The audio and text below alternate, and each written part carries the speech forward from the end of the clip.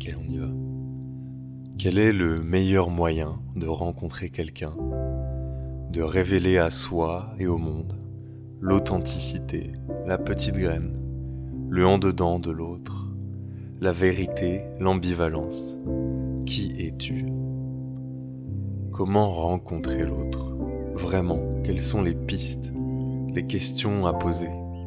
Quel est l'angle de photographie, de cinéma, de vérité pour rencontrer vraiment l'autre?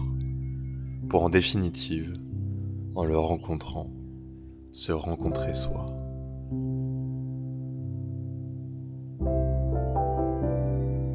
Quelle est votre réponse?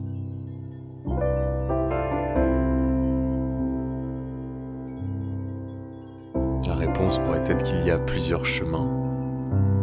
Il y a le chemin du silence, celui qui met mal à l'aise d'abord.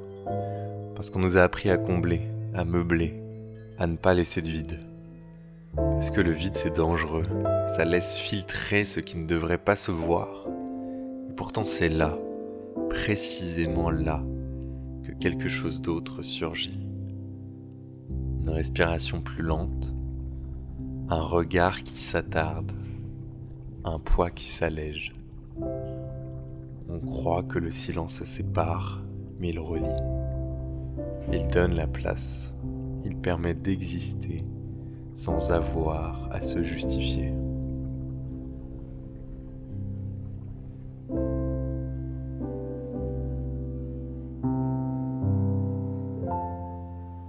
Puis il y a le chemin du décalage, de la porte dérobée. Ne pas poser la question attendue. Oubliez le « tu fais quoi dans la vie ?»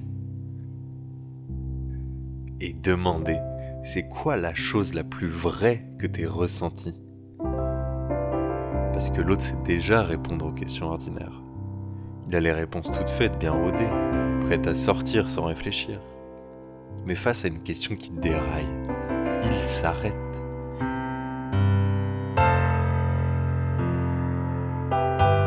Il ne peut plus jouer son rôle.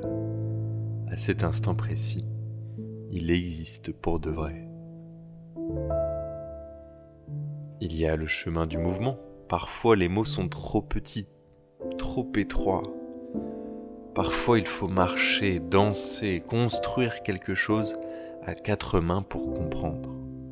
Parce qu'en bougeant ensemble, on révèle sans parler. Parce qu'un corps hésite là où un discours se ment. Parce qu'on ne triche pas quand on plonge. Et puis, il y a le chemin du miroir. Parce que rencontrer l'autre, c'est toujours un peu se rencontrer soi. Ce qui nous touche en lui nous dit quelque chose de nous. Ce qui nous agace aussi. On ne revient jamais intact d'une vraie rencontre. Et c'est comprendre, au détour d'un silence, d'un regard, d'une phrase maladroite, que la vraie question n'a jamais été qui est l'autre, mais qui suis-je face à lui.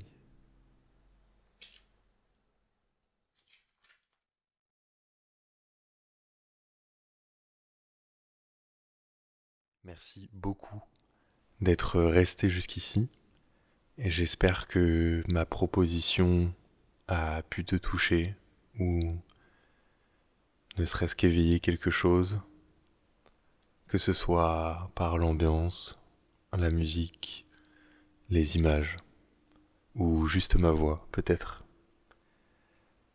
Je te propose de me laisser tes commentaires et je te dis à bientôt.